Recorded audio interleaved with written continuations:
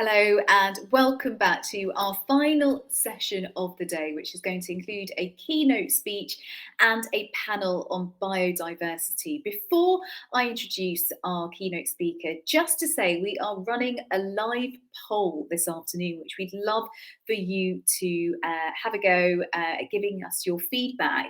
There should be an icon that's live poll. We'd really love to get your thoughts on the two questions that we're asking. So you can do that at any point this afternoon during the session, and it would be really great to see what you say. So let me introduce now our keynote speaker, our final keynote speaker of the day. We are joined by Sarah Spink, who is the Strategic Partnerships Lead for Midlands Connect. A few words about Sarah before she joins us. Sarah has been working with Midlands Connect since early 2016, working to develop the sub-national transport body into a single voice for the region. She spends her time working with the partners to ensure an integrated approach to her work, and she's also a teaching fellow at Aston University. Now, prior to Midlands Connect, Sarah spent 20 years working as a transport planner and economist, developing business cases and proposals for projects all over the world. This includes working on business continuity and behavioural change for London 2012, integrating transport services with the Dubai Metro, and assessing bids for railways in South Africa. So an incredible range of experience and skills. So let me introduce Sarah Spink now to the stage and hand over to her.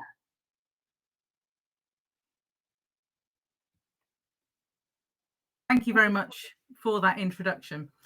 So if we go on to the first slide, as you see, I'm Sarah Spink. I am not Maria Machinkosis. She does send her apologies. The slides are flashing before my eyes, so I think we started at the wrong end. Midlands Connect is the subnational transport body for the Midlands, developed at about 2014, 2015, really there to help the Department of Transport say, right, what are the priorities for the Midlands? How do we make the Midlands work better? As you can see, from the side there, the Midlands is now, we're just one of 7 STBs. I'd like to say we're the best, but there's probably others listening who may not agree with me quite so much, but we'll go with that. So, over the last few years, our priorities have changed. If we go on to the next slide, please. Our main role is to create a regional transport plan, but it's not all about transport. We've got to incorporate all these different things that are going on across our region. If you have a look at the slide there, that just gives you some idea of the corridors that happen within our region. It's not just all about the East Midlands or the West Midlands. It's about that wider connectivity. How do we get that access to ports, to airports? How do we make sure that the major conurbations are served? How do we make sure that we have connectivity and services in rural areas? Now, if we go on, please, to the next one. Our number one job was always to develop this strategic transport plan. And this is actually version 2, which came out last year. Version 1 was 2017, and it was like, this is the infrastructure needed to really boost the region's economy. By the time we got to issue 2, priorities have changed. And now net zero feeds through almost all of our work. So we go on to the next one, please. Throughout most of our projects, you will see this fairer, greener, stronger. And that is key. We're very privileged, really, to work in an industry which truly has the power to regenerate communities, decarbonise a society, and level up on opportunities for the future. It's a responsibility which demands the greatest innovations and highest ambitions to meet that challenge. Transport's an enabler. We don't just build things because we like railways or we like pouring concrete on roads. It's an enabler. It's a catalyst for change, as well as being an integral part of delivering national priorities, such as net zero, levelling up, economic growth. These are our grand challenges, this fairer, greener and stronger region. I mean, you can see there the sort of things that we incorporate within these, but we know we need to think differently now about how change can be achieved, because national funding pots are stretched and inflation pressures continue to be high, but even still, the criteria and the demands get higher. So Midlands Connect is developing innovative transport solutions to tackle societal problems by prioritising sustainability and carbon reduction. So how are we doing this? Well, if we go on to the next slide, please, we work with our partners. Plans have been put forward, demonstrating this strong case for technology all across the region, and we work with this. We make sure that we take these challenges and we run with them. This transition to net zero is a challenge for us all. Some local authorities, have gone with 2030, some 2050. But the next generation of local transport plans will need to make a significant impact on carbon emissions.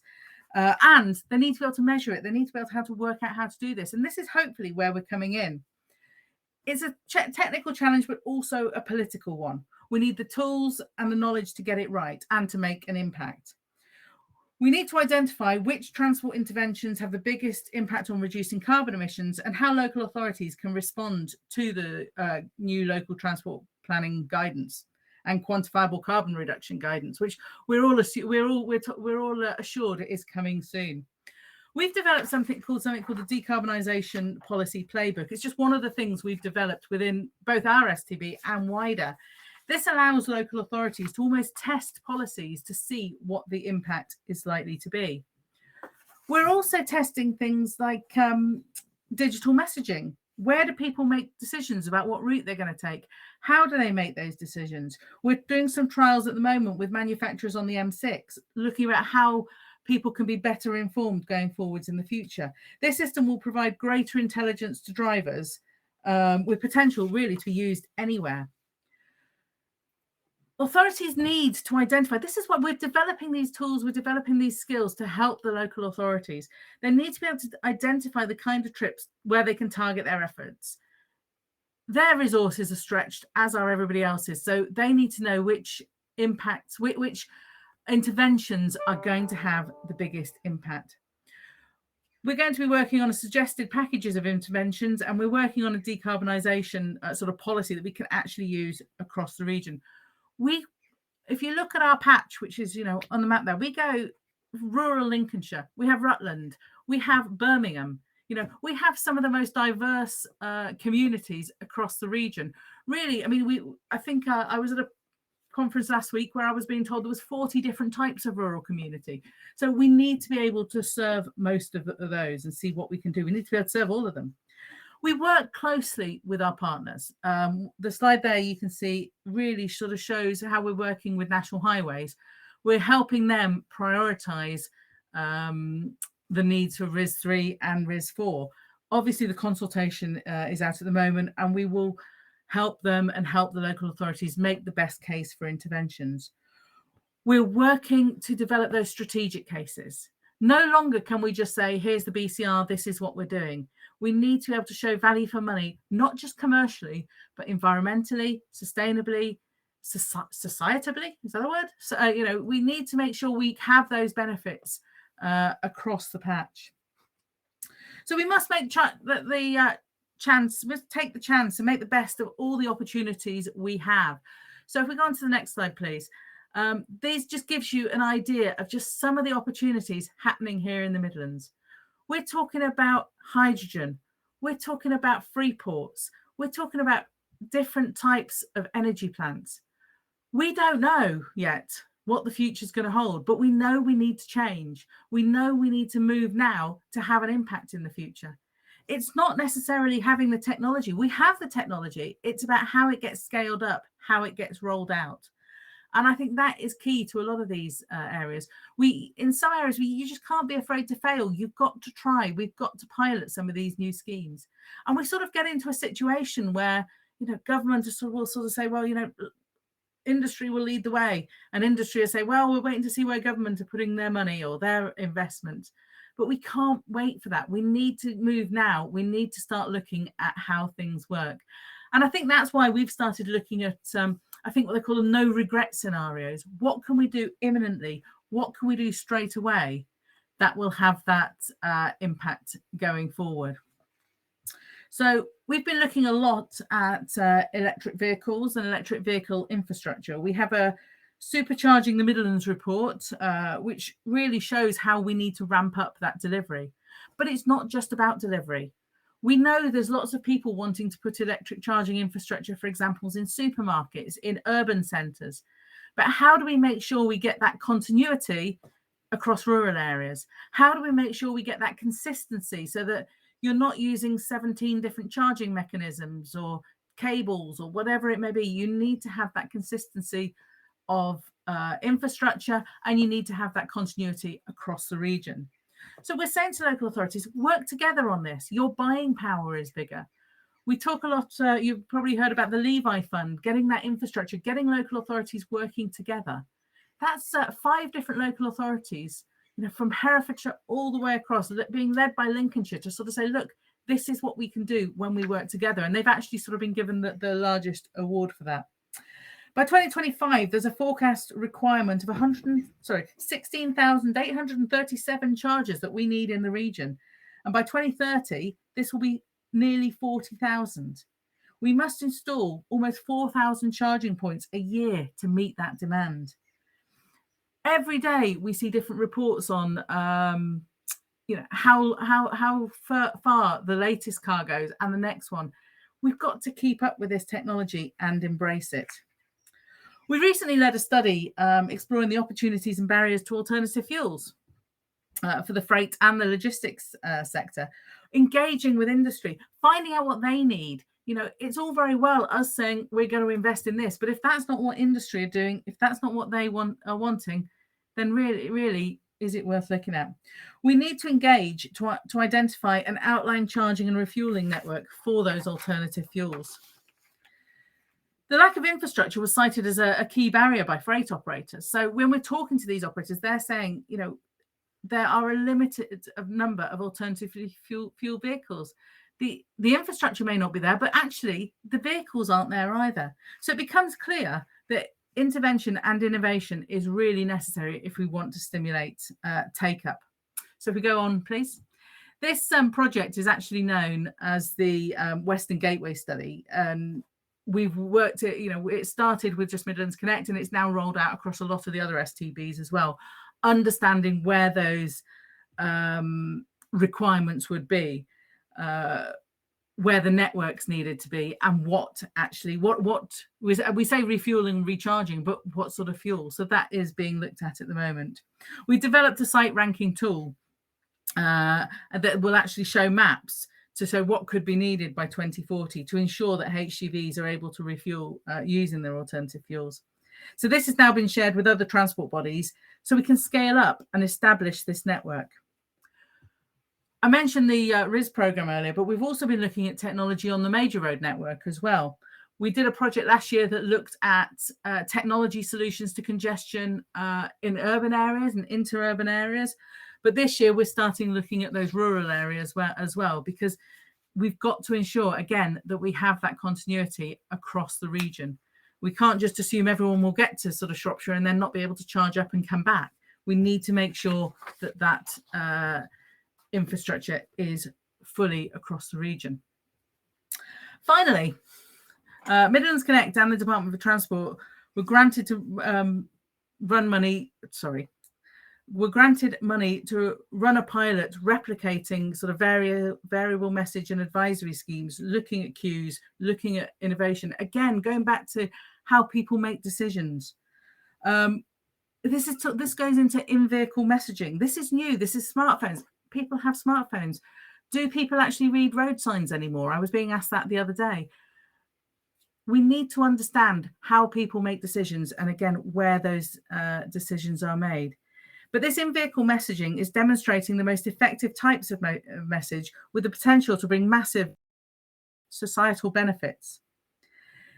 Having these messages published sort of by national bodies, public bodies, rather than individual companies, allows better information. And if we can share that with these sort of private assets, this is busy, use that. Have you thought about going this way? It helps us to manage traffic flow and make our network more efficient, because essentially we need to do this. We need to ensure that we're using everything effectively, because there just isn't the money or the resources or the room or sometimes the desire to actually build new infrastructure. So we have to make the best of what we've got, and technology can be an answer to that.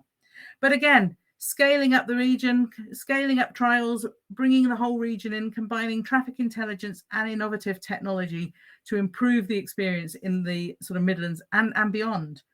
We need to seize opportunities to innovate, to share best practice, and to scale up solutions to meet the challenges which we all face. We'll only really see transformation when we apply these ideas across a whole network. We need them to be not just trials in one area. We need to take those trials and grow them. We need whole communities to get on board. We need to scale everything up. And I think I've said that a few times, but that is key. It's not necessarily the technology. The technology is there. It's about scaling up, turning our innovative solutions into everyday reality. And with that, I will leave you. Thank you very much. Thank you so much, Sarah, and a real call to action there towards the end. And I'm sure we will all be thinking about the need to scale up, as you put it so thoughtfully. Thank you for your time and for sharing your thoughts and insights with us. So we are going to move on now to the final panel of the day, and this is looking at biodiversity. How do authorities maintain biodiversity to ensure wildlife and nature whilst producing a road network that is fit for purpose? To fully appreciate this challenge, one must understand the impact of biodiversity.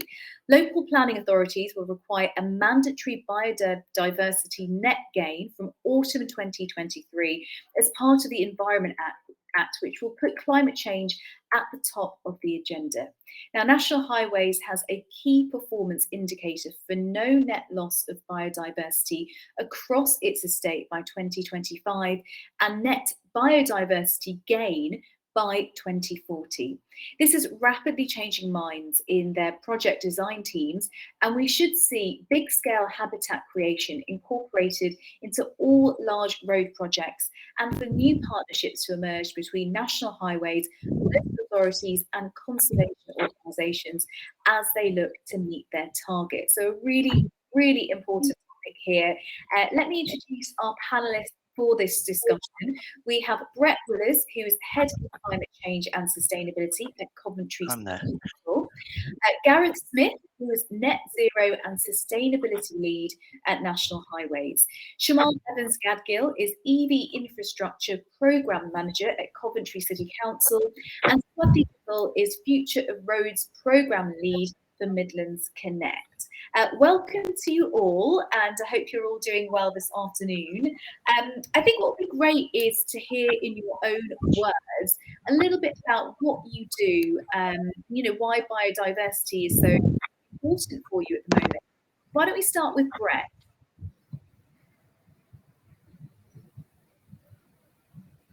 Ooh, maybe Brett can't hear me, so let me go over to, should we try Swati? Yeah, okay. Hello, everyone. I am Swati Mittal. I am the Future of Road Program Lead at Midlands Connect. Midlands Connect is a subnational transport body. That means we are a partnership of local highway authorities, local enterprise partnerships, chambers. The East and West Midlands are as a part of a partnership along with National Highways and TFT, who are our sponsor. Biodiversity net gain is a new mandate, and it's really important for us as a sub-sport body because this mandate brings multifold opportunities for the stakeholders. It of course provides opportunities to enhance and protect biodiversity and bring in environmental benefits through support the ecosystem, improving habitat connectivity, and also increasing resilience to climate change. But then opportunities to support economic growth by supporting development of green infrastructure and creating jobs in green infrastructure and environmental sectors. It also helps in enhancing the value of property by improving quality of life and quality of local environment. And as a subnational transport body, the area that it's most interesting to us is that it also provides opportunities for our local highway authorities to create partnerships that drive biodiversity net gain activities in line with local ambition. And where we can add real value is we can also see or look into ways to expand and enhance these partnerships on the regional level, and also on the cross boundary level, like how we can bring in stakeholders together, how we can create that one voice, how we can identify those regional locations where you can actually deliver something bigger and strategic through this through using the opportunities provided by this mandate. Brilliant. Thank you so much for that outline. And yeah, what about you, Shimala? You're with Coventry City Council. What is the work that you're doing? Oh, hi. So, yeah, I mean, that was really a good summary there, Swati. I think from my perspective, like my title says, I am more involved with the electric vehicle, delivery of electric vehicle charging infrastructure program in Coventry. And so it's more about looking how we can deliver this sustainably. It's looking at not just creating this green ecosystem, but also looking, from an energy perspective, the resilience within the energy sector. So I am looking from that element more so than any other side of it, because there is no planning element involved in what I do, because charging infrastructure installation is a permitted development. It is more about how I am delivering it. So I am looking at the biodiversity element within that delivery program from the council side, rather than getting something from the planning side. I've not done anything within the environmental, from an environmental benefit. It is environmental.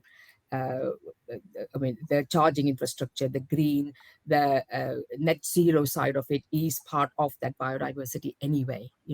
So I am looking at how we can sustainably deliver the projects, looking at making sure that we are probably not creating resilience from the energy side, and how we can join the dots, of course, working in partnership with local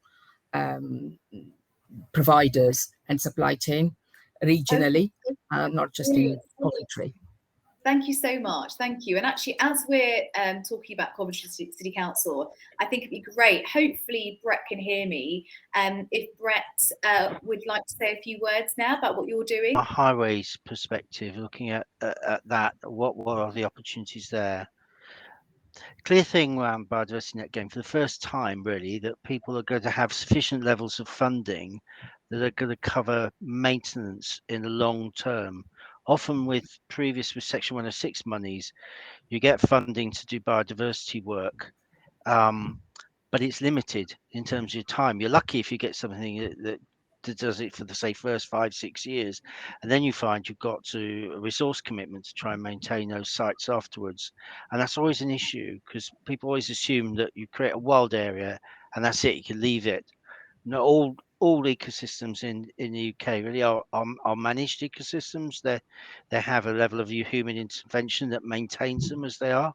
So one of the things about biodiversity net gain is it allows us to now focus on that longer term maintenance. It's really looking for things that are working towards in perpetuity, for example.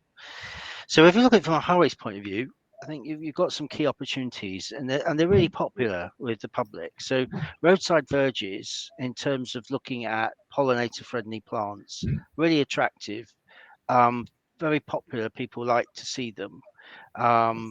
Initially, people used to be opposed to all that because they used to think that they will become litter traps and major problems. But I think that's proven that that's actually not the case, and people favour them. The downside to the pollinator friendly mixes that are used is that in time they readily revert to weeds, invasives. So often many local authorities actually unfortunately use herbicides on a biannual basis, and then reseed because the mix doesn't maintain itself. So in Coventry, we've been looking at alternatives as well, and looking at more native species to see that we can can we keep a floral mix and that floral diversity, but without having to do the interventions which required use of chemicals. So that's a challenge. Then you have other things, for example, where for example, roadside bus stops where you're using turf roofs, very expensive. I don't know why they're so expensive, really, when you look at it, but they shouldn't be. But sorts of things which actually help to bring wildlife literally curbside. And the other thing to think about is when we're putting in networks, active travel networks, they also provide opportunities for creating wildlife corridors that link up between different sites of biodiversity. So trying to think about those elements. But most probably the most significant one where people I think have got to be working, and we're not really there yet, is looking at adaptation and resilience and looking at how many people treat their front gardens as car parks, and the problems and the runoff and all the problems that creates. I used to be a director in Birmingham, and we worked with the Royal Horticultural Society there, where we were working with residents in creating alternative surfacing so that they could still park their car in the front, but actually they didn't lose the garden in the process, and they actually kept semi-permeable surfaces and more green space. So it was more attractive for the street. It was also more attractive in terms of reducing risk of flood, etc. And of course, green actually helps to keep the place cooler. And I think the adaptation resilience is something that we're taking very seriously in Coventry, and about to sort of embark on a major plan with a whole load of agencies looking at how we address those issues. So I think from a Harry's point of view, when we think about runoff, and if you just think of like what happened over the weekend with the recent extreme weather event that we had, that took our surface water to and drainage to like absolute ridiculous proportions of trying to manage all that. Clearly, we're seeing how stretched our systems are. So anything like SUDs, sustainable urban drainage systems that link in, are going to be critical. Things which slow the rate of flow of water, because they're also really good for biodiversity. So all the things talked about there are also positive for biodiversity. So positive for biodiversity, positive for adaptation and resilience, and also to positives in terms of visual amenity for the public. So I think you're trying to get that combination of all those things, but it is a challenge, and it is about doing things differently to what we used to do. Brilliant. Thank you so much, Brett. A real overview there of the different things that you're looking at. We've got a question that's come through, but before I go to that, I just want to put a question to you, Gareth. I said earlier that you're a net zero and sustainability lead for the National Highways. What biodiversity activities are planned as part of your net zero plan? Hi, thank you. Yeah, I'm a net zero and sustainability lead just for the digital services side of the business. As part of our net zero plan, I think firstly we need to acknowledge, and I'm sorry if you've heard these stats already today, that 70% reduction in biodiversity globally since 1970, 18% reduction in biodiversity in Europe, and 60% in the UK. So we're far worse than the rest of Europe with regards to the net loss of our biodiversity at the moment. And we need to put things in place to improve the biodiversity and get that back. As part of our net zero plan, we're doing several things. So we're planting 3 million trees on or near our estate. So we've already purchased the saplings for that, and we're looking to start planting in the next planting season, end of 2024, start of 2025, and then we'll complete 2025. Sorry. We're also looking at maintaining our verges. So we have 30,000 hectares of verges, which is about the same size as the Isle of Wight. And if you take the whole road network, it makes up 1.2% of the land within the UK, which is probably like the size of Dorset, roughly. So we're looking at improving those because our verges alone actually sequester 15,000 tons of carbon every year. So it's a massive carbon sink for us as well. That's really as far as our net zero plan goes with regards to biodiversity. But fairly recently, we published our environmental sustainability strategy, which goes much, much further with regards to how we're going to improve biodiversity. And the reason we did that is so that the net zero plan focus on us becoming net zero, and the environmental sustainability strategy, which is complementary, and the net zero plan really fits into, allows us to focus on biodiversity and the measures and the KPIs that we have around that. That's brilliant. Thank you so much, Gareth. Well, I think I'll go to this question that's come through. And just a reminder, please do put your questions into the Q&A box if you have any for our panelists, our last panel of the day. And there is also a live poll that is it's live at the moment. So we'd love you to click onto the live poll at some point and answer the 2 questions that we've got in there. Thank you for that. So this question, and I'll just let the panel have a listen and see who would like to respond. But Paul is asking, what is the downside of using green walls? Developers seem to be hesitant to use them. Anyone got experience there about the use of green walls for encouraging biodiversity, and I guess what the downside is? Is Brett? Standard trees you need to plant to replace that, to make that possible. Hi, Brett. Sorry, we didn't studies done in Bristol with regards to that. It's a considerable number. So really trying to preserve existing trees, mature trees, is got to be a priority as well. Brett, apologies, we didn't hear the beginning of your answer. So if you don't mind just telling us again what you just said.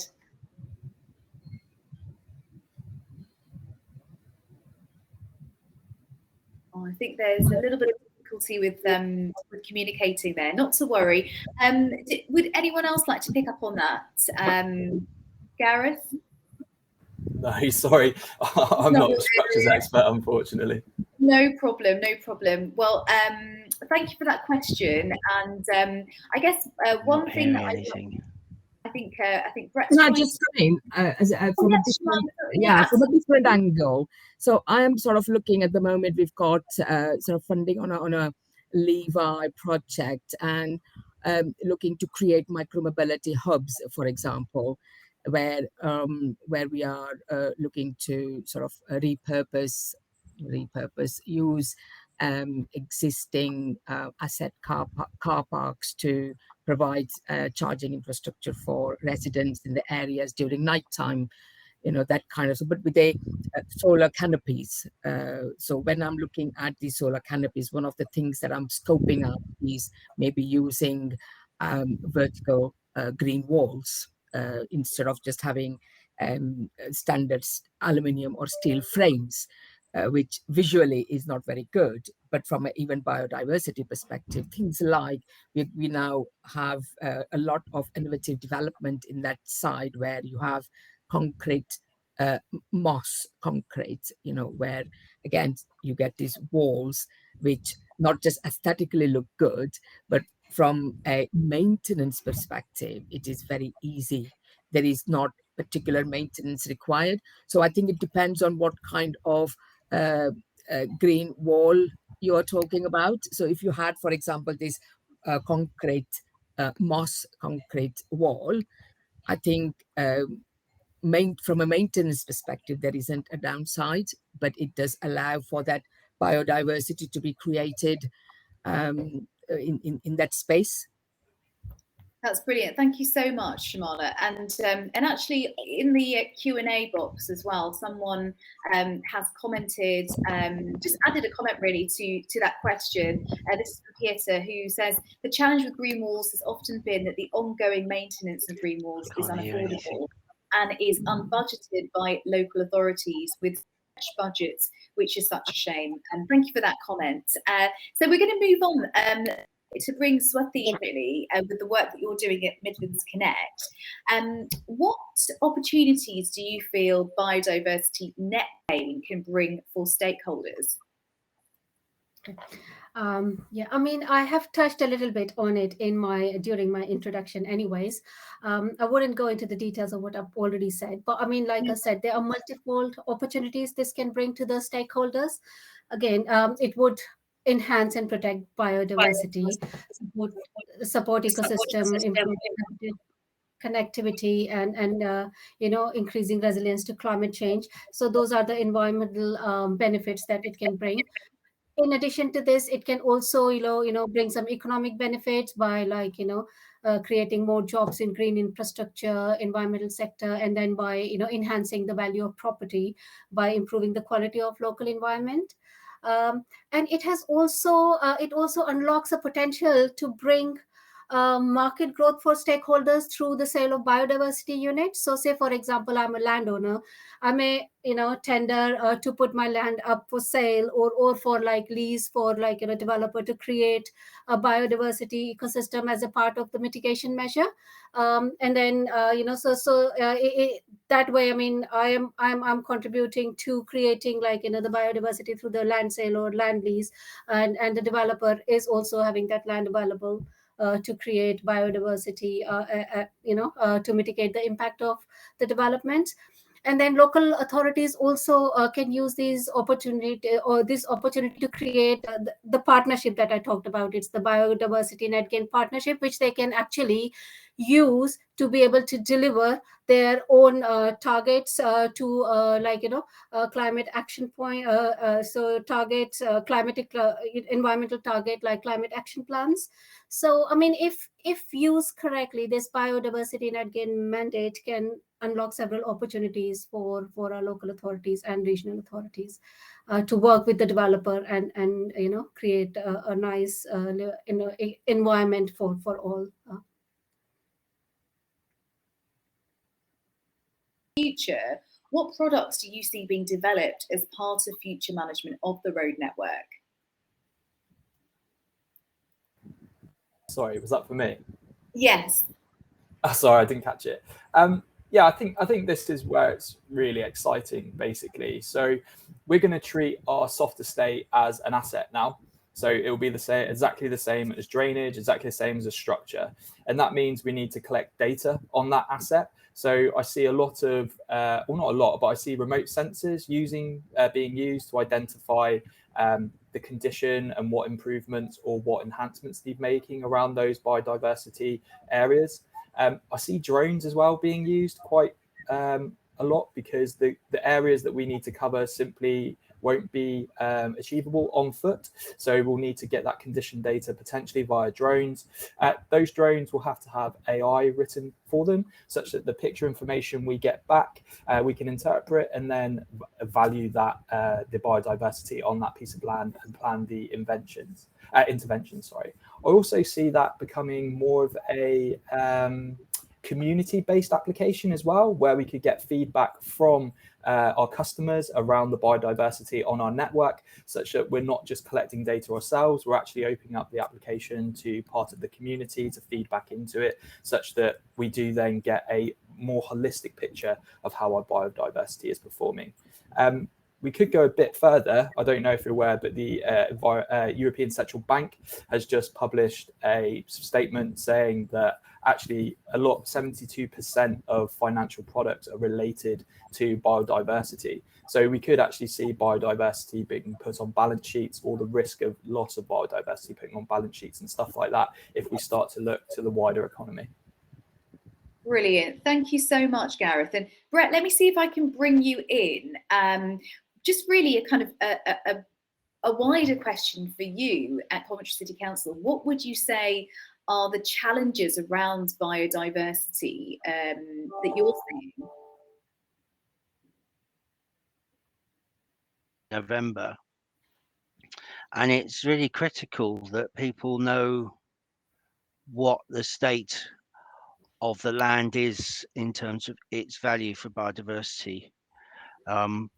And I'd strongly recommend that if authorities have not done so, that they do as a matter of urgency, identify the current condition and what's the ecological value of all the sites that they have on their data, and try and make sure they're registered on Map Info. The reason for that is that you've got to be able to say, when someone's applying to for a development, they've got to prove that there's going to be net gain. Also, we need to be able to prove that what the potential is for a site to be developed. So at the moment, it might be at a certain level of biodiversity value, but it could be extended quite significantly to another level. But you need to be able to do that assessment. So you need to have that baseline to know where you're at now, so that you know where you could be in the future. Because it's that gain that it secures the income that helps you to sustain that. So you need to know what that baseline is in order to be able to secure your income when you've got the planning applications coming in, or you're going to try and get people try to get credits for their offsetting the effect that they're having on various sites, which might be able to do. The preference is to do it on site, but the reality is that many are going to be done either nearby or alternative sites. So in Coventry at the moment, we have an area that we're aiming for rewilding, which is a really significant area, so that if sites can't be dealt with, the things that can't be dealt with on site, the investment will be directed towards the areas of really significant biodiversity improvement, which will be our rewilding areas to the east of the city.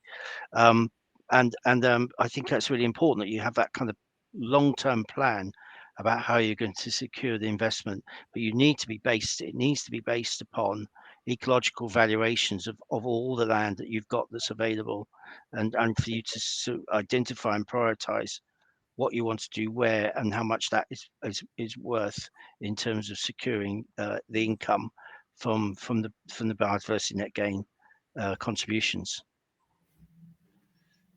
Brilliant. Thank you, Brett. Well, we're coming into our last few minutes of this panel. So I just thought it might be good just to end with our panelists just really sharing what you feel is a priority when it comes to sustainability and biodiversity. Perhaps it's something you've not said yet or something you feel our audience should know about. Shamala, let's start with you. I mean, I'm not involved with the wider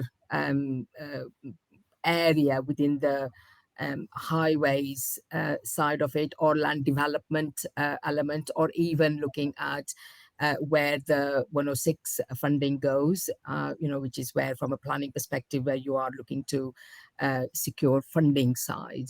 However, from the electric vehicle charging infrastructure side of it, I am looking at, sort of looking to create solar farms. Local authorities should look at things like that, where again biodiversity can be created under sort of multiple use case for them, land parcels of land, but at the same time generating a local generation of energy that can be then used locally, if you like. So my contribution towards this would be that you create this resilience, like I said earlier on, from the energy perspective, but look at introducing biodiversity within that platform. Brilliant. Thank you so much. Swati, what about you? If there's sort of one message you'd like to put out there. Yeah, I mean, it would be collaboration across different sectors and across different authorities to develop something more strategic and in a proper manner, would be my one message. Thank you. Gareth, over to you. I think we've got to start being sympathetic to the environment. National highways are now looking at how they tailor or incorporate their roads in the environment, and not the other way around. Not how we tame the environment and build the road, but how we actually look at the environment and build the road within it. Brilliant. Thank you. Also, if you're in rural areas, please give some thought to crossing points for mammals and other creatures. I remember when I was very, very young, I actually managed to get a new road development to incorporate routes where we knew where the badger sets were, and that actually we had passing points, the underpasses that wildlife would use. It was amazing what used them. It was loads of other things that got to use them, but road mortality is significant. And for things like hedgehogs, badgers and the like, and recently I saw an otter near where I live actually that had been killed by a car. So where to think about those things in terms of road design. Fantastic. Thank you so much. Thank you so much for taking the time to share your insights and your work. Thank you to Shamala, Swati, Gareth, and to Brett also. So the secret there is to really work with local wildlife groups and badger groups and the like, and work out where they are, what their usual routes of passage are, and to try and design accordingly. There's some really good guidance from RSPCA around types of fencing to use and that sort of thing. So there's plenty of information out there that will be helpful and useful for that purpose. Brilliant. Thank you so much, Brett. We're going to close our final panel, and thank you so much for being a part of this, and for everyone who has joined us today. Just a few things to tell you before you go. We've covered a whole range of challenges, opportunities and solutions as we discuss public sector highways alongside the digital roadmap. Whether you are one of our many excellent panelists who've been with us today, or if you're part of our audience who has been sending in questions, a really big thank you for engaging with all the discussions that we've had. I'm sure there's lots to think about and hopefully to action in the future. A big thank you from all the team here at PSC-365. Now, thank you also to our fantastic partners, without whom events like this wouldn't take place. Our next event on net zero takes place on the 12th of July, so one for the diary, and please do share the event with your colleagues and people you know. We'd welcome new faces and familiar faces to our platform. Today's event, as I mentioned right at the start, was CPD certified, with 1 CPD point earned for every hour of live content that you've watched. Your CPD certificate will be with you 24 hours after the event closes, so keep an eye on your inboxes. From me, thank you so much for being a part of this day. Really hope that you gained lots of insights, and we look forward to seeing you at the next event. Goodbye.